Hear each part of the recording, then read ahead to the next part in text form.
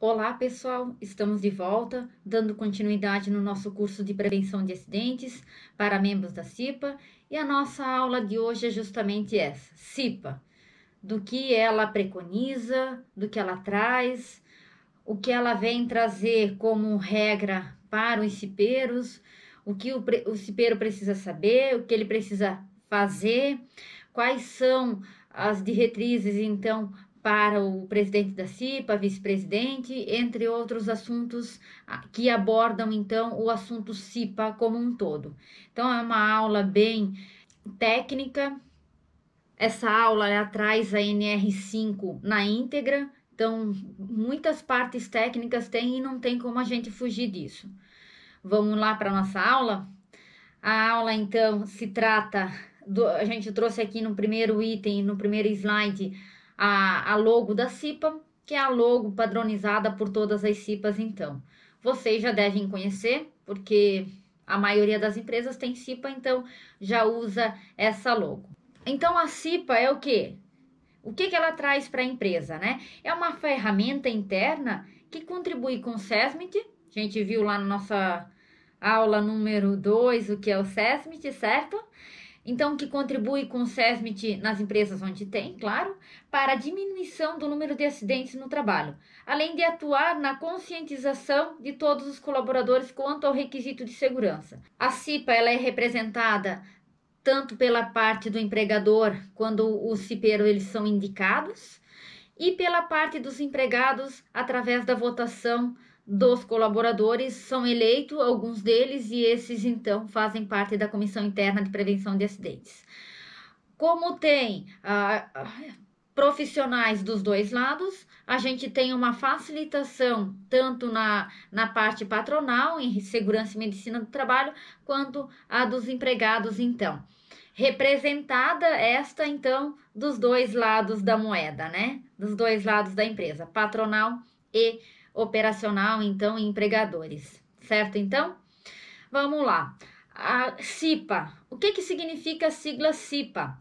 CIPA é uma comissão, o C, né? Vem de comissão, que é uma comissão, um grupo de pessoas conjuntamente encarregados de tratar determinado assunto. Vamos citar aqui CIPA, certo? Mas a gente pode citar Comissão dos 5S, Comissão dos Direitos Humanos. Então, é uma comissão qualquer, interna. O seu campo de atuação é internamente, é na parte interna da empresa. Então, o objetivo é tratar de doenças que podem ocasionar dentro da empresa, assim como acidentes de trabalho também, através da prevenção, né? A prevenção é a principal meta da CIPA. Significa implantar ações antes da ocorrência de um acidente, preventivamente, certo? Um acidente, então, é toda ocorrência não programada que possa causar prejuízos à propriedade, à pessoa, lesão corporal ou até a morte. Então, vai depender da gravidade do acidente que pode ocorrer. Então, a gente tem uma CIPA, que é uma comissão interna que previne os acidentes, ok? Então, do objetivo, o item 5.1 da NR5, ele trata que o objetivo da Comissão Interna de Prevenção de Acidentes é a prevenção de acidentes e doenças decorrentes do trabalho, de modo a tornar compatível permanentemente o trabalho com a preservação da vida e a promoção da saúde do trabalhador. O objetivo da CIPA, então, deve promover o bem-estar físico, mental e social dos trabalhadores que naquela trabalham. Esse é o objetivo principal, certo? Vamos para a parte da Constituição. Devem constituir CIPA por estabelecimento e mantê-la em regular funcionamento as empresas privadas, públicas, sociedades da economia mista, órgãos da administração direta e indireta, instituições beneficentes, associações recreativas, cooperativas, bem como outras instituições que admitam trabalhadores como empregados. Toda e qualquer empresa precisa ter CIPA. Então, se a empresa tem trabalhadores admitidos na forma de empregado, ela precisa constituir a CIPA. As condições contidas nesta NR aplicam-se no que couber aos trabalhadores avulsos e às entidades que lhes tomem serviços. As disposições estabelecidas em normas regulamentadoras de setores econômicos específicos. Esse item ele aborda o que especificamente? Que além da NR5, alguns segmentos precisam observar o que trata referente àquele determinado segmento, né? O exemplo a gente vai trazer aqui a NR22, que trata da mineração. Então, para as empresas, para as indústrias da mineração, elas precisam observar a NR22 na íntegra, assim como da CIPA, mas ela precisa obedecer então a NR22, que trata referente à CIPA naquele quadro, para aquele risco, então, para aquela área. Assim como a NR31, que traz da agricultura, entre outros que trazem os assuntos específicos para aquele determinado segmento, então precisa se obedecer. É isso que traz o item 5.3. No entanto, segundo a NR5, nem todas as empresas estão obrigadas a constituírem a CIPA da mesma forma. Sendo assim, existem dois modelos de comissão. A primeira trata-se de um modelo tradicional, onde os funcionários se candidatam, passam pela eleição, né? E os mais votados, então, fazem parte da nova Comissão de Prevenção de Acidentes. E a segunda é o modelo designado.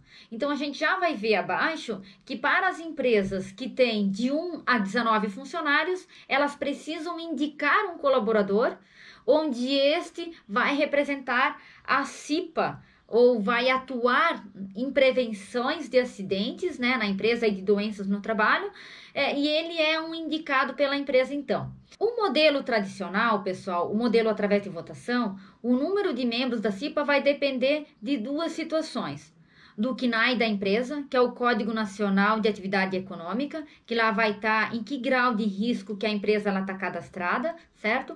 E também do número de funcionários que a empresa tem. Essas duas informações, então, eu preciso para saber a quantidade de cipeiros que a empresa onde eu atuo necessita. Além dessas duas informações, você necessitará das informações do quadro 1, 2, 3 da NR5, que a gente já vai ver a seguir, certo?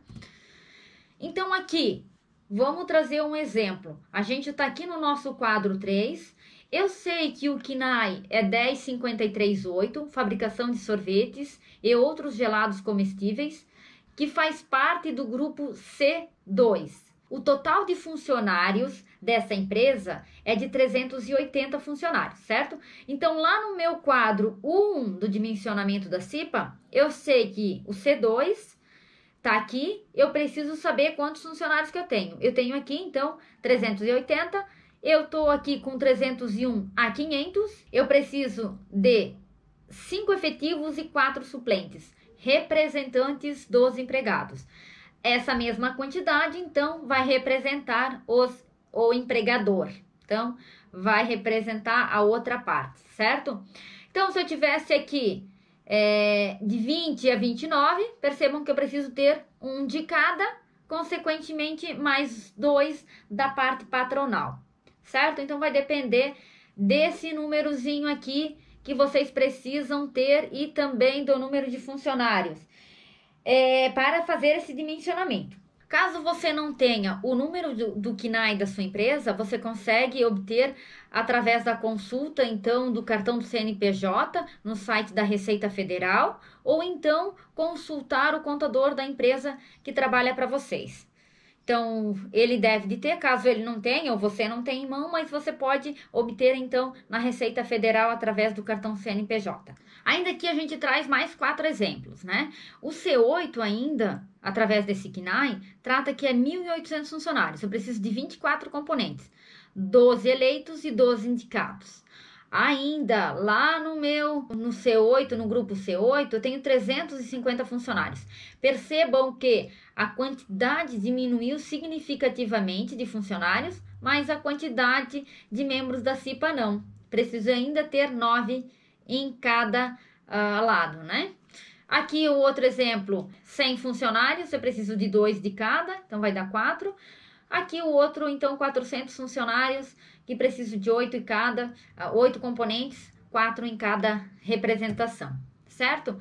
Da Constituição, pessoal, o item 5.4, ele foi revogado. Eu trouxe para vocês para não pular e vocês acharem que a gente está escondendo alguma coisa, tá? Então, ele foi revogado, mas dizia o quê? Que empresas que tivessem mais de um departamento, né? Mais de uma filial em um mesmo município, precisaria então fazer a integração da CIPA. Elas precisariam conjugar elas e tratar dos determinados assuntos referentes à CIPA em conjunto, certo?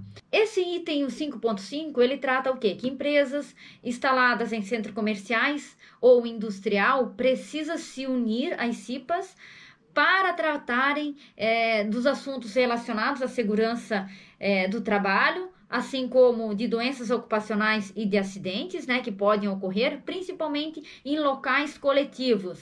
Então, a gente trouxe aqui esse desenho para ilustrar melhor. Então, mas vamos citar num centro comercial onde tem diversas lojas, né? Então, cada uma delas tem um designado CIPA, que tem menos de 20 funcionários. Então, essa CIPA, ela precisa se integrar, precisam se unir para tratar dos assuntos. Nesse caso, pode contar com a participação, então, da administração ou não, certo? Mas ela precisa, nesses casos, se integrarem.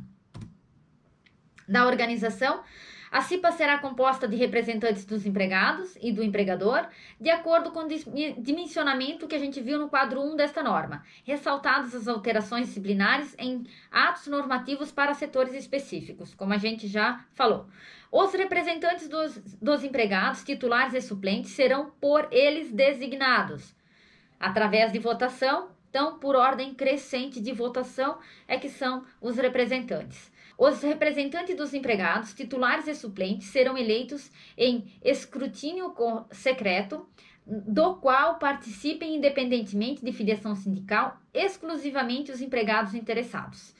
Então, nessa parte aqui, fica claro que qualquer colaborador ele pode fazer parte, então, desse processo de seleção.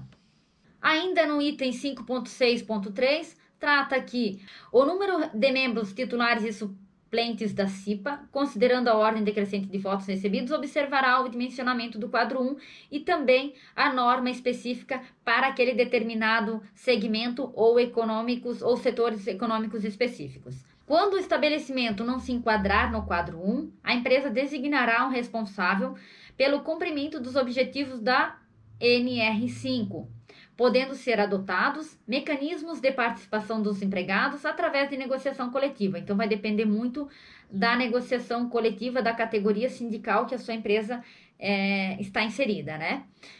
O que é, então, o designado CIPA?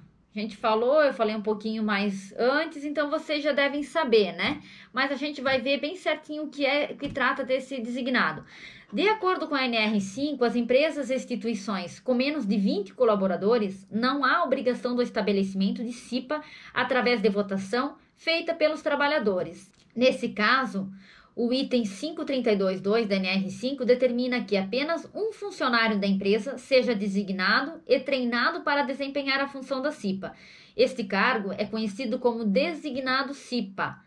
Dito de outra forma, isso significa que empresas que não enquadram no dimensionamento estabelecido na norma NR1, ou seja, que mantenham até 19 trabalhadores no estabelecimento, devem escolher um empregado para ser responsável em cumprir as diretrizes estabelecidas na NR5, em substituição da CIPA tradicional. Então, ele vai ter uma pessoa, como mencionado antes, que vai trabalhar em prol dos acidentes e doenças do trabalho.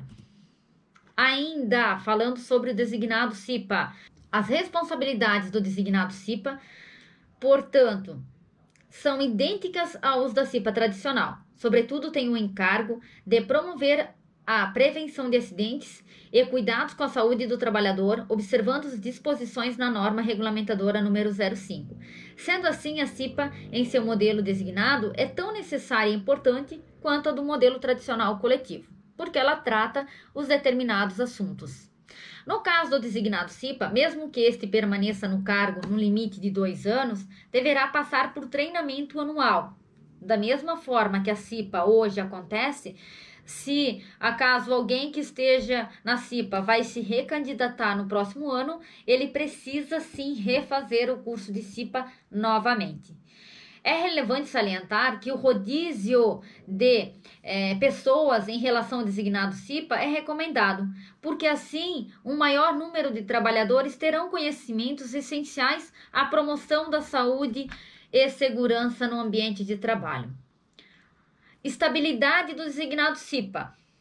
Tem ou não tem? Segundo a NR5, a estabilidade temporária de membros da CIPA está diretamente associada ao modelo de acesso do representante ao cargo, ou seja, se ele foi eleito pelos trabalhadores ou indicado pelo empregador. Sendo assim, o designado CIPA, por não ter sido eleito representante dos funcionários, não conta então com a estabilidade temporária em função do exercício do cargo. O mesmo vale para secretários da CIPA tradicional que não sejam então membros eleitos. Então, como o nosso designado CIPA, ele é indicado pela empresa, não tem a estabilidade, certo? Estabilidade para os eleitos. O item 5.7 traz esse assunto. O mandato dos membros eleitos da CIPA terá a duração de 1 ano, permitida uma reeleição, da mesma forma como a gente viu também para o designado. Dessa maneira, a estabilidade provisória de 1 ano, podendo ser prorrogada por mais um para membros da CIPA que sejam representantes eleitos dos funcionários. Nesse caso aqui, digamos que ele se candidatou, certo? Ele tem estabilidade de 1 mais 1 ano. O cipeiro, representante dos empregados, ele tem a estabilidade de 2 anos. 1 do mandato e mais 1 após o mandato, então. Se ele se recandidata, a gente diz que ele tem 3 anos. Por quê? 1 do mandato, mais 1 do mandato seguinte e mais 1 após, então, o mandato dele. Só para esclarecer que serão 3 anos, não serão 4 anos, ok? É vedada a dispensa arbitrária ou sem justa causa do empregado eleito para cargo de direção de comissão interna de prevenção de acidente desde o registro da sua candidatura até 1 ano após o final de seu mandato. Aqui tem 2 itens importantes.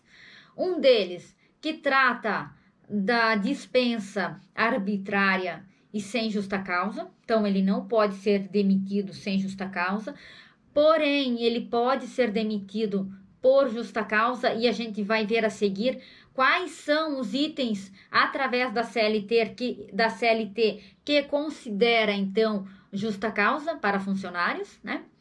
Então, tem essa possibilidade. E também tem um item aqui que ele tem, então, estabilidade do registro dele até a candidatura final. Então, a gente abre lá, abre o edital de convocação para a CIPA, né? Da eleição. Vai ser aberto o edital para os funcionários se inscreverem. Todos os funcionários, então, eles podem se inscreverem. O funcionário, quando ele se candidata para cargo de CIPA, ele tem estabilidade até a eleição. Então, se ele é eleito, ele tem do momento da candidatura dele até 2 anos após, certo? Porque ele tem a candidatura, a eleição, 1 ano de mandato e 1 ano ainda após o período de mandato, certo? Agora, se o candidato ele não é eleito, então ele tem a estabilidade até a eleição, não ficando então entre os eleitos pelos funcionários, então ele perde a estabilidade, ele pode então ser dispensado por justa causa e sem justa causa também, ok? Conforme o artigo 482 da CLT, caracteriza-se justa causa para a rescisão de contrato de trabalho pelo empregador as seguintes situações: ato de improbidade, incontinência de conduta ou mau procedimento, negociação habitual por conta própria ou alheia sem permissão do empregador e quando constituir ato de concorrência à empresa para o qual trabalha o empregado ou for prejudicial ao serviço, condenação criminal do empregado passada em julgado caso não tenha havido suspensão da execução da pena, desídia no desempenho das respectivas funções, embriaguez habitual ou em serviço, violação do segredo da empresa, ato de indisciplina ou de insubordinação, abandono de emprego, ato lesivo da honra ou da boa fama praticado no serviço contra qualquer pessoa ou ofensas físicas nas mesmas condições, salvo em caso de legítima defesa própria ou de outrem, ato lesivo da honra ou da boa fama ou ofensas físicas praticadas contra o empregador e supervisores hierárquicos, salvo em caso de legítima defesa própria ou de outrem, prática constante de jogos de azar, tal como constitui igualmente justa causa para a dispensa do empregado a prática devidamente comprovada em inquérito administrativo de atos atentatórios contra a segurança nacional. Cada item desse vai depender da gravidade dos fatos para se considerar, então, justa causa direto ou não. Então, dependendo da gravidade e da lesão, então pode ocorrer advertências e suspensões e depois, então, a justa causa.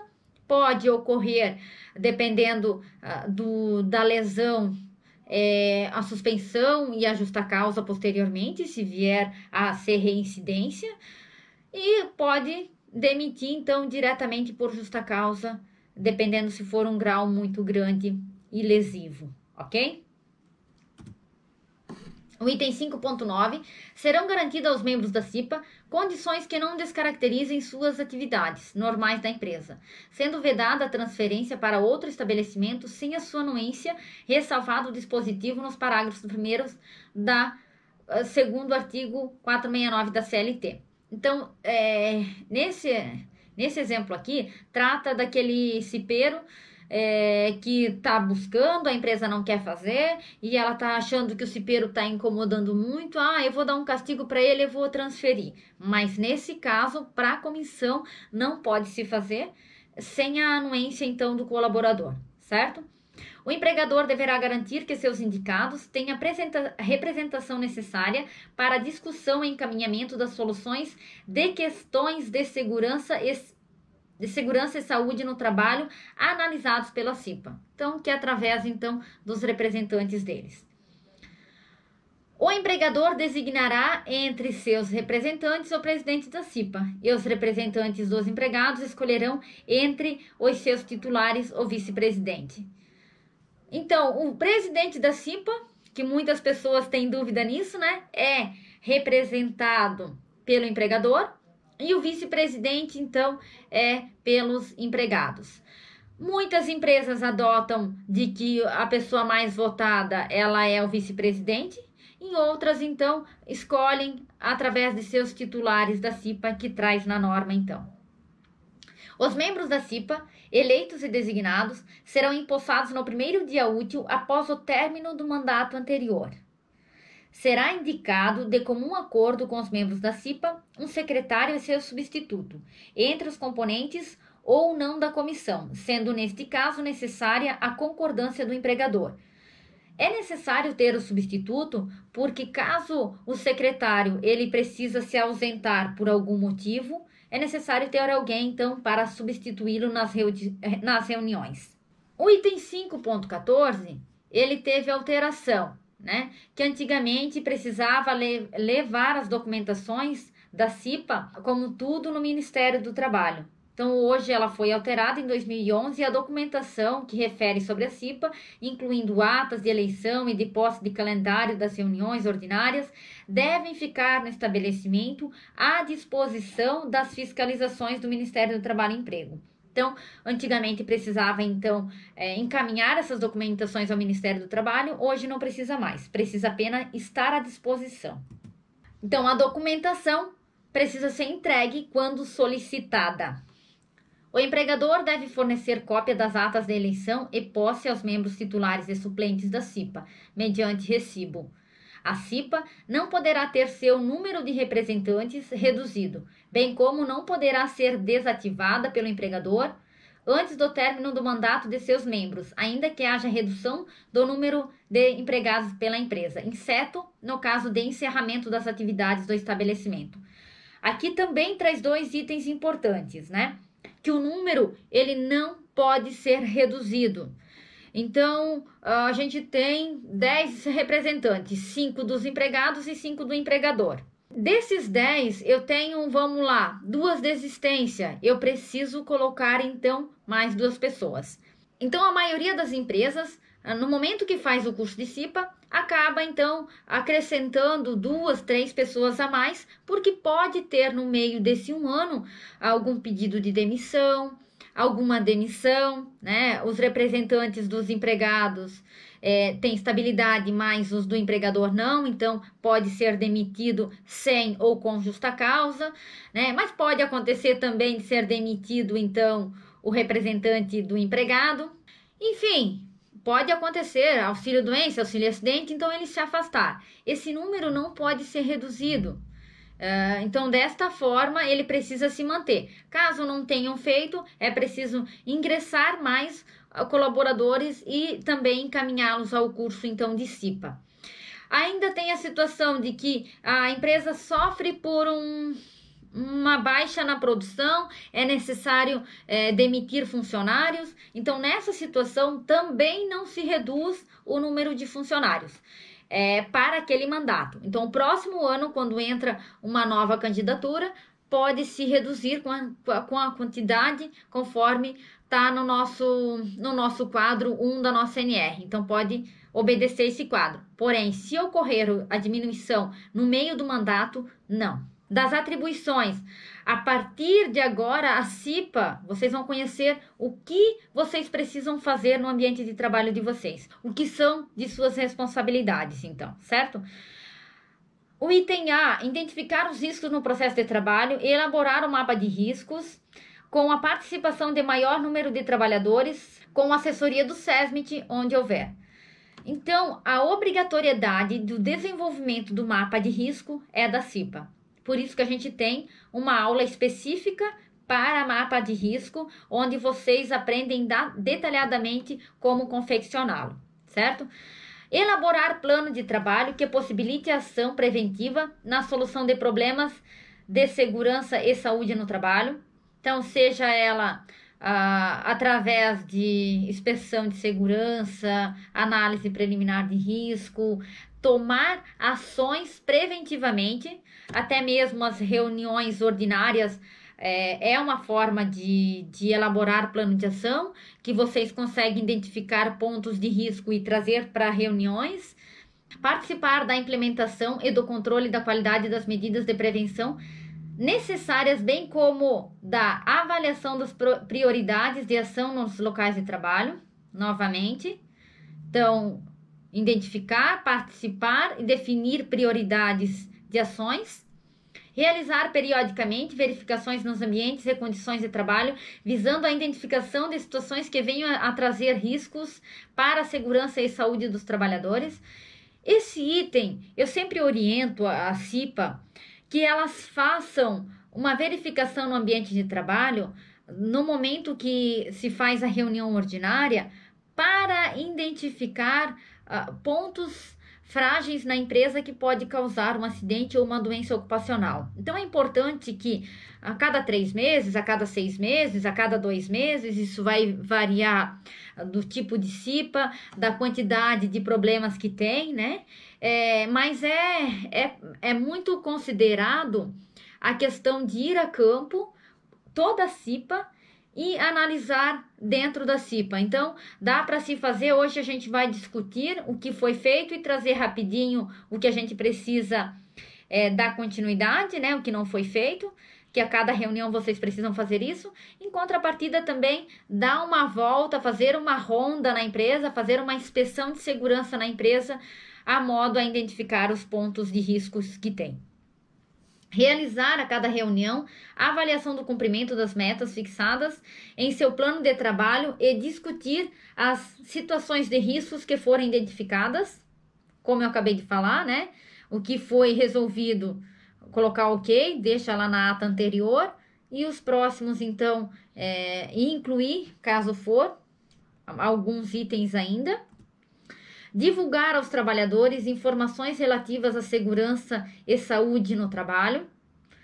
Participar com o SESMIT, onde houver, das discussões promovidas pelo empregador para avaliar os impactos de alterações do ambiente e processo de trabalho relacionados à segurança e saúde dos trabalhadores. Se eu tenho uma alteração no ambiente de trabalho, modificação no layout, ou eu tenho uma inclusão de uma nova máquina, e essa máquina ela traz muito ruído, enfim, analisar junto com o SESMIT quais são as medidas que serão necessárias caso ocorra alguma alteração. Requerer ao SESMIT ainda onde houver, né, e quando houver, ou a empregadora, a paralisação de máquina ou setor onde considere haver risco grave iminente à segurança e saúde dos trabalhos. Então, onde se houver um risco grave ao trabalhador, ou a visitante, ou a quem seja, que coloque em risco a vida desse trabalhador, um risco iminente, a CIPA ela tem autonomia de parar o que está sendo feito, seja a máquina, ou setor, ou departamento. Então, ela tem essa autonomia em virtude de se evitar um acidente grave. Então, ela tem essa autonomia também. Ainda falando sobre as atribuições da CIPA, são bastante, né? Colaborar no desenvolvimento e implantação do PCMSO e PPRA e dos outros programas relacionados à segurança e saúde no trabalho. Então, colaborar quanto às medidas de segurança. Divulgar e promover o cumprimento das normas regulamentadoras, bem como cláusulas de acordo e convenções coletivas de trabalho relacionadas à segurança e saúde no trabalho.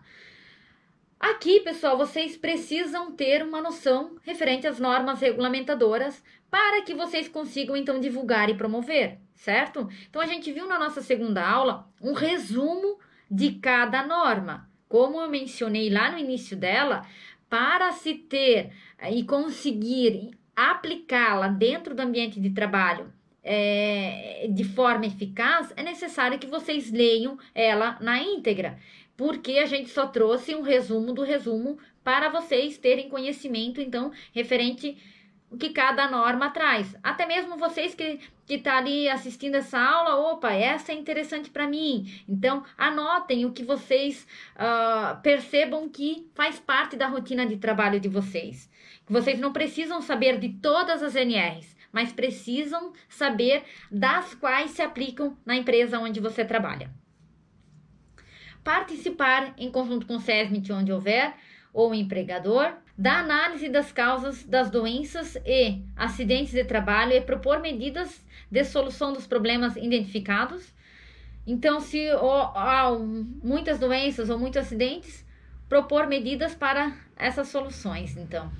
Requisitar ao empregador e analisar as informações sobre questões que tenham interferido na segurança e saúde dos trabalhadores. Requisitar à empresa as cópias das CATs emitidas.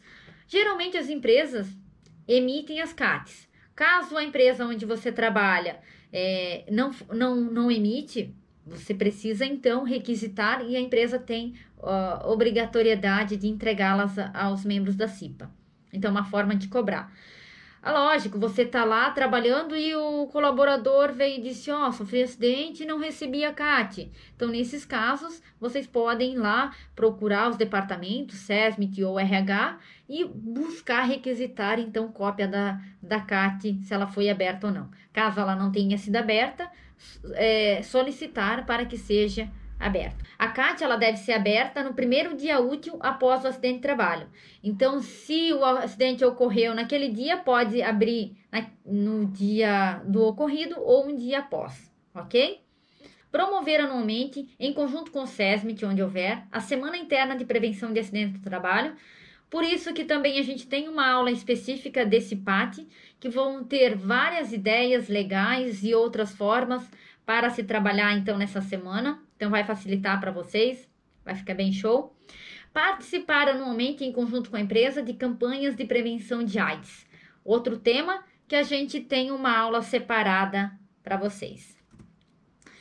Cabe ao empregador ainda proporcionar aos membros da CIPA os meios necessários ao desempenho de suas atribuições, garantindo o tempo necessário para a realização das tarefas constantes no plano de trabalho.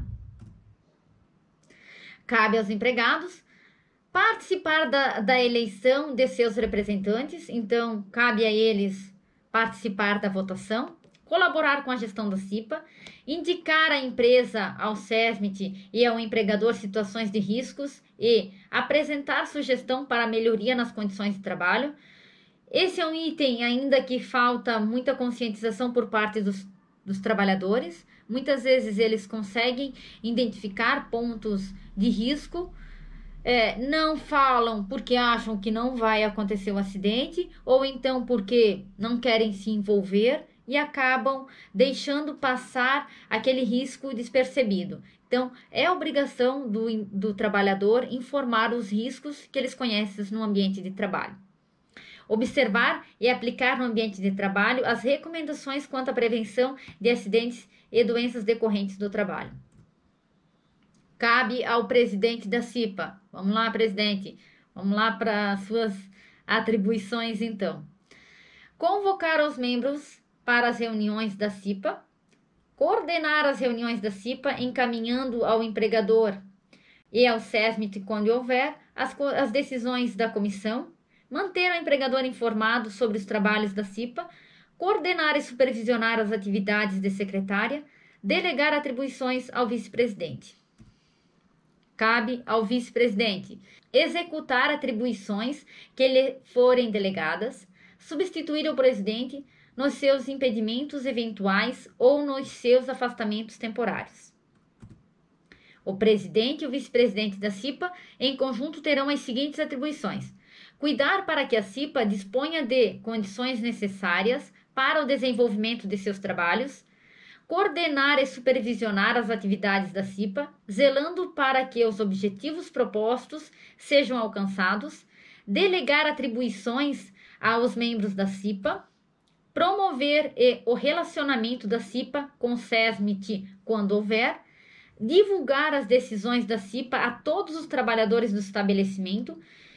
Esse item aqui, a maioria das vezes, ou a maioria das empresas tem um quadro destinado aos assuntos da CIPA. Caso não tenha, vocês têm um mural de entrada, então pode ser colocado lá as atas da CIPA, disponibilizando ao alcance de todos os colaboradores. Item F, encaminhar os pedidos de reconsideração das decisões da CIPA, constituir a comissão eleitoral. O secretário da CIPA terá por atribuição acompanhar as reuniões da CIPA e redigir as atas apresentando-as para aprovação e assinatura dos membros da CIPA, preparar as correspondências e outras que lhe forem conferidas. Do funcionamento da CIPA, então. A CIPA terá reuniões ordinárias mensais de acordo com o calendário pré-estabelecido. Então, a gente vai ver quando ela toma posse ali, o ideal já é estabelecer um calendário. Nós vamos ver um pouquinho à frente. As reuniões ordinárias da CIPA serão realizadas durante o expediente normal da empresa e em local apropriado. As reuniões da CIPA terão atas assinadas pelos presentes com encaminhamento de cópias para todos os membros. O item 5.26, então, ele também foi alterado, né? As atas ficarão no estabelecimento à disposição dos agentes de inspeção do Ministério do Trabalho. Esse é outro item que tratava que tinha que levar, então, as cópias das atas e encaminhar ao Ministério do Trabalho e Emprego, que hoje precisa estar à disposição. Reuniões extraordinárias deverão ser realizadas quando houver denúncia de situação de risco grave e iminente que determine a aplicação de medidas corretivas de emergência, ocorrer acidente do trabalho grave ou fatal, houver solicitação expressa de uma das partes. Então, nesses 3 casos, precisa-se haver uma reunião extraordinária. As decisões da CIPA serão preferencialmente por consenso. Caso não haja, e frustradas as tentativas de negociação direta ou com mediação, será instalado o processo de votação, registrando-se a ocorrência na ata da reunião. Das decisões da CIPA, caberá pedido de reconsideração, mediante requerimento justificado. O pedido de reconsideração será apresentado à CIPA até a próxima reunião ordinária, quando será analisado, devendo o presidente e o vice-presidente, então, efetivar os encaminhamentos necessários. O membro titular perderá o mandato sendo substituído por suplente quando faltar a mais de 4 reuniões ordinárias sem justificativa.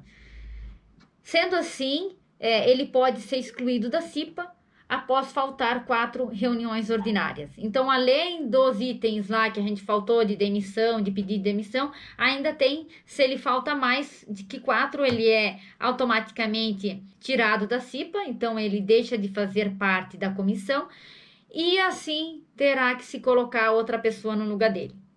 A vacância definitiva do cargo, ocorrido durante o mandato, será suprida por suplente, obedecida a ordem de colocação decrescente que consta na ata de eleição. Por isso que lá menciona para colocar todos os votados na ata. Assim, saber qual é o próximo em ordem, então, decrescente que vai ocupar o cargo da CIPA. Devendo os motivos ser registrados em ata de reunião. No caso este, então, falta injustificadas nas reuniões ordinárias.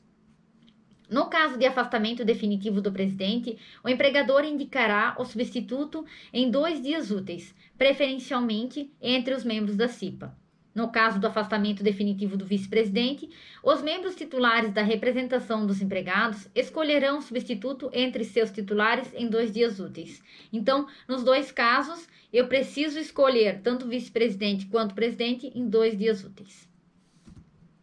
Pessoal, o item 531.3, ele é super importante, presta atenção. Caso não existam suplentes para ocupar o cargo vago, o empregador deve realizar eleições extraordinárias, cumprindo todas as exigências estabelecidas para o processo eleitoral, exceto quanto aos prazos, que devem ser reduzidos pela metade.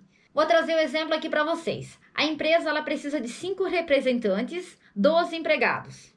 E ela fez lá, divulgou que está abrindo convocação de eleição, abriu edital, enfim, só 5 pessoas se candidataram. Então, obviamente, essas 5, elas fazem parte, então, da CIPA, efetivo e suplente, certo?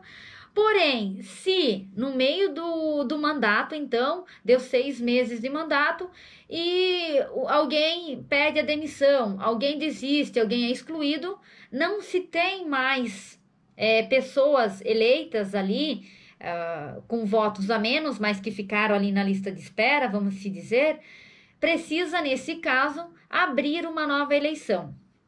Então, caso não exista suplentes para ocupar o cargo vago, o empregador deve realizar eleições extraordinárias, cumprindo todas as exigências estabelecidas para o processo eleitoral, exceto quanto aos prazos, que devem ser reduzidos pela metade, então. O mandato do membro eleito com o processo eleitoral extraordinário deve ser compatibilizado com o mandato dos demais membros da comissão.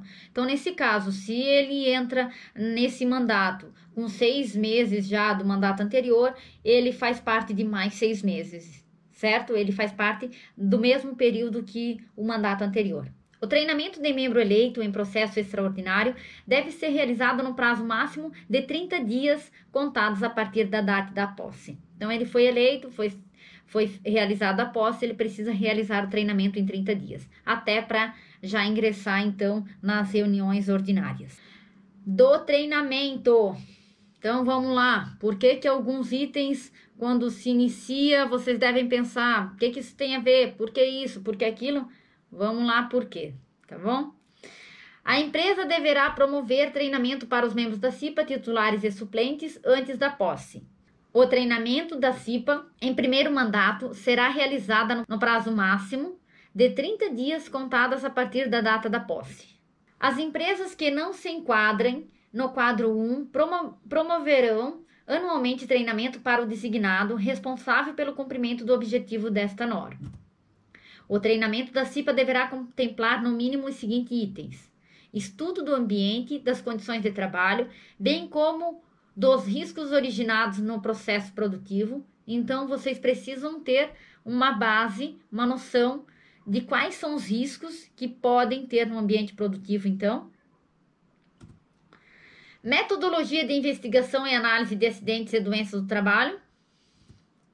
Noções sobre acidentes e doenças do trabalho decorrentes de exposição aos riscos existentes na empresa.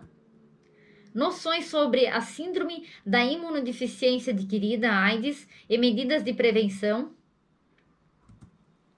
noções sobre as legislações trabalhistas e previdenciárias relativas à segurança e saúde no trabalho, princípios gerais de higiene no trabalho e de medidas de controle dos riscos, organização da CIPA e outros assuntos necessários ao exercício das atribuições da comissão. O treinamento terá carga horária de 20 horas, distribuídas em no máximo 8 horas diárias, e será realizado durante o expediente normal de trabalho. O treinamento poderá ser ministrado pelo SESMIT da empresa, entidade patronal, entidade de trabalhadores ou por profissional que possua conhecimentos sobre os temas ministrados. A CIPA será ouvida sobre o treinamento a ser realizado, inclusive quanto à entidade ou profissional que o ministrará, constando sua manifestação em ata, cabendo à empresa escolher a entidade ou profissional que ministrará o treinamento. Quando comprovada a não observância ou disposto dos itens relacionados ao treinamento, a unidade descentralizadora do Ministério do Trabalho e Emprego determinará a complementação ou a realização de outro, que será efetuado no prazo máximo de 30 dias, contados da data da ciência da empresa, então, sobre a decisão.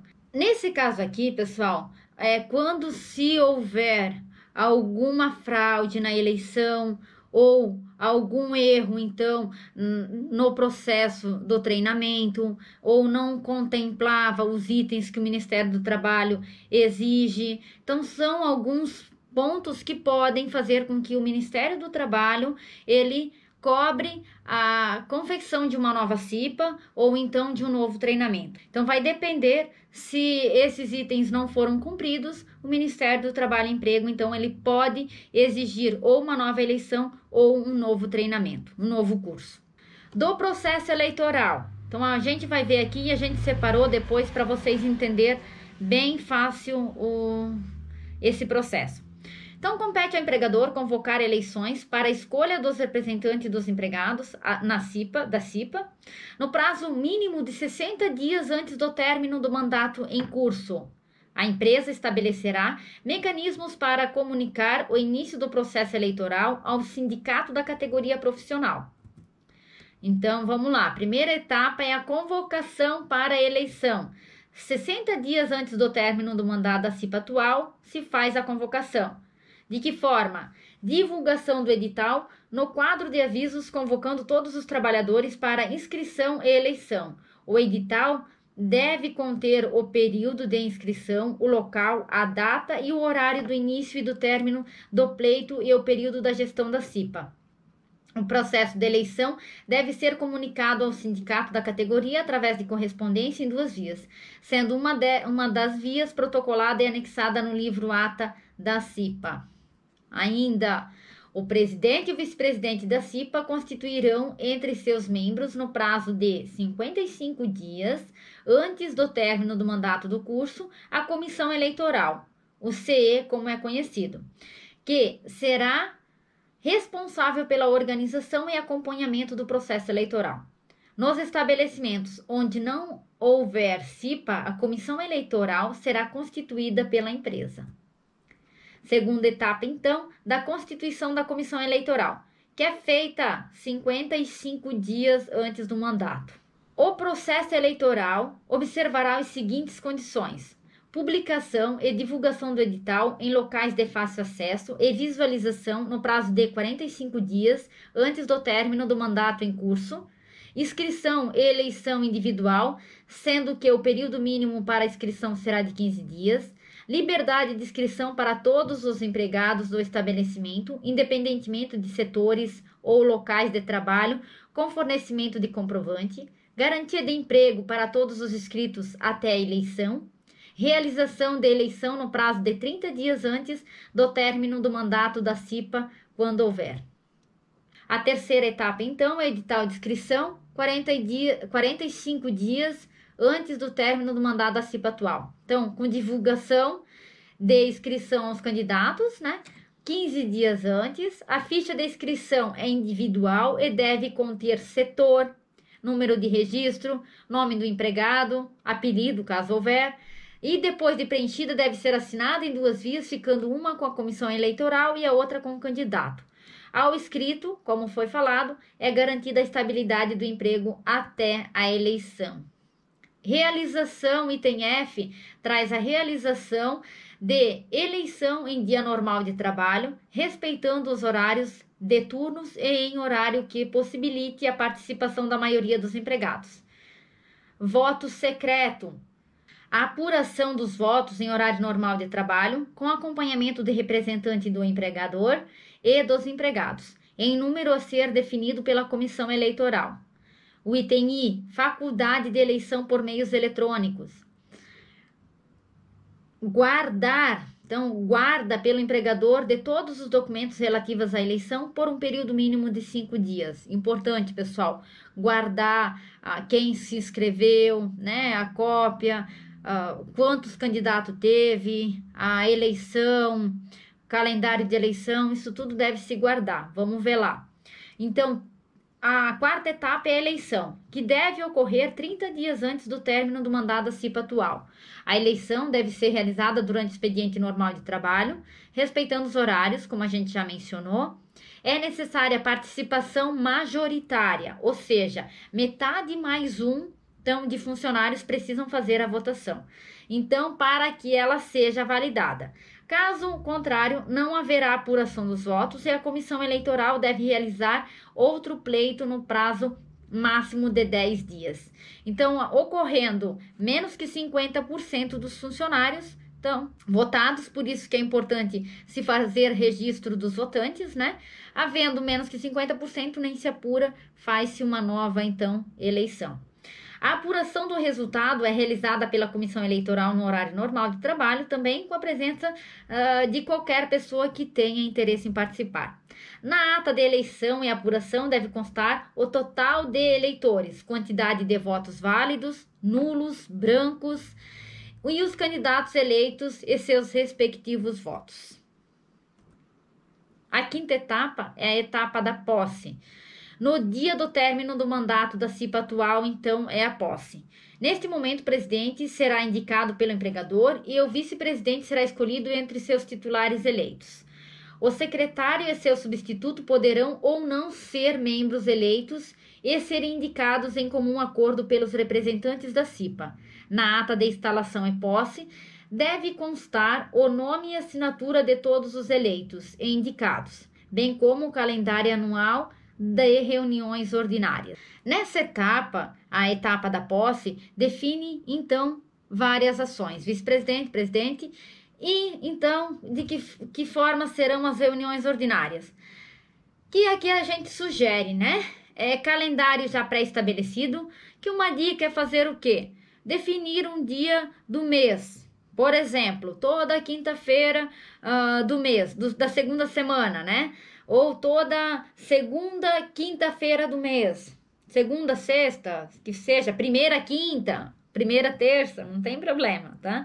Às 13 horas, mas definir já previamente, porque esse candidato ou esse cipeiro, ele acaba esquecendo muitas vezes de olhar o calendário, ele deve estar, fixado também nos murais, seja ele da CIPA ou de entrada da empresa, porém ele esqueceu, de olhar o calendário, então ele vai lembrar, é toda quinta-feira, é toda segunda quinta-feira do mês, segunda e terça-feira, então é hoje eu preciso ir para a reunião. As reuniões extraordinárias, como a gente já comentou, precisam ocorrer sempre que houver uma denúncia de situação de risco grave iminente, ocorrer acidente grave ou fatal e por solicitação de uma das representações da CIPA. Havendo participação inferior a 50% dos empregados na votação, não haverá apuração dos votos e a comissão eleitoral deverá organizar outra votação que ocorrerá no prazo máximo de 10 dias. As denúncias sobre o processo eleitoral deverão ser protocolizadas na unidade descentralizadora do Ministério do Trabalho e Emprego até 30 dias após a data da posse dos novos membros da CIPA. Compete à unidade descentralizadora do Ministério do Trabalho e Emprego, confirmadas as irregularidades no processo eleitoral, determinar a sua apuração ou proceder com a anulação quando for necessário. Então, vai depender do Ministério do Trabalho. Então, ele tem 30 dias ali para aceitar a denúncia, né, protocolizada no Ministério do Trabalho, se houver alguma irregularidade, então. E então, compete ao Ministério do Trabalho anular ou então pedir correções, né, no curso ou no treinamento, enfim, validar ou não validar, então, o processo eleitoral da comissão de CIPA. Continuando, então, em caso de anulação, a empresa convocará nova eleição no prazo de 5 dias, a contar com a data da ciência, garantidas as inscrições anteriores. Então, pode-se abrir e garantir as anteriores que já estavam inscritas. Quando a anulação se der antes da posse dos membros da CIPA, ficará assegurada a prorrogação do mandato anterior, quando houver, até a contemplação do processo eleitoral. Então, até que se não se defina o processo atual, os cipeiros do mandato anterior vão ainda fazer parte da CIPA, então vão realizando as reuniões ordinárias. Assumirão a condição de membros titulares e suplentes os candidatos mais votados, de ordem crescente. Em caso de empate, assumirá aquele que tiver maior tempo de serviço no estabelecimento, diferente de uma eleição normal ali de presidente, vice-presidente ali de pública, né? Que é por idade, na maioria das vezes, ou por títulos.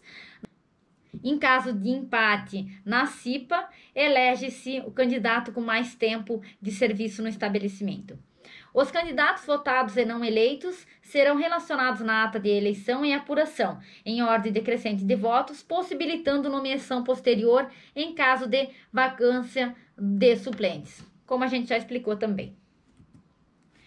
Das contratantes e contratadas.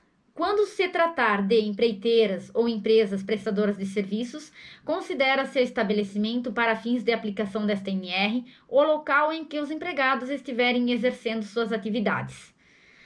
Sempre que 2 ou mais empresas atuarem no mesmo estabelecimento, a CIPA ou designado da empresa contratante deverá, em conjunto com as das contratadas ou com os designados, definir mecanismo de integração e de participação de todos os trabalhadores em relação às decisões das CIPAs existentes no estabelecimento. Então, aqui é a mesma situação que a gente falou lá no início da aula, que em um centro comercial com diversas empresas no mesmo estabelecimento, precisa se unificar a CIPA. Aqui também faz o mesmo sentido, então, precisa integrar com o objetivo, então, de sanar os acidentes e doenças no trabalho, com o objetivo de prevenir.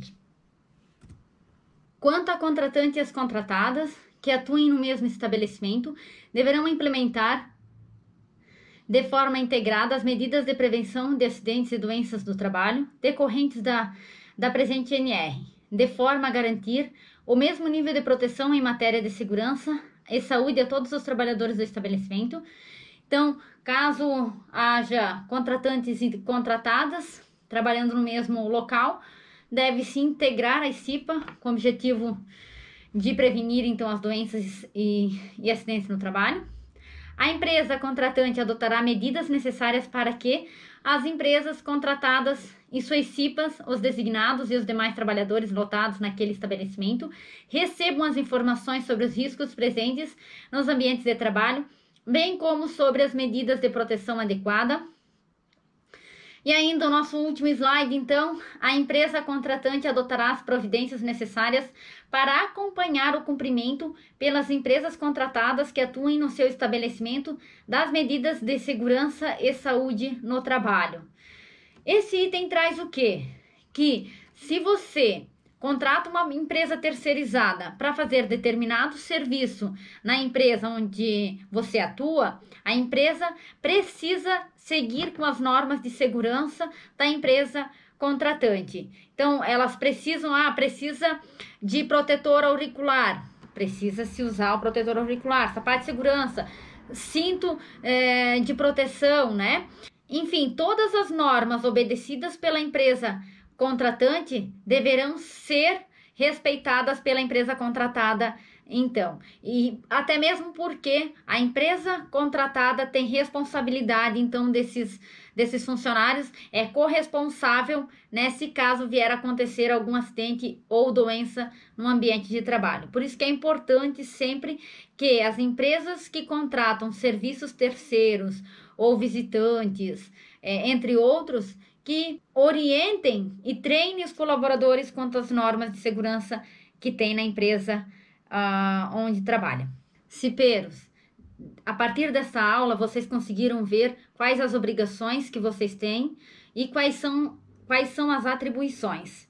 Então, comecem a plantar na cabeça de vocês já uma sementinha de prevenção com ideias do que vocês poderão colocar em prática assim que assumirão, então, o novo mandato. Certo? Muito obrigada!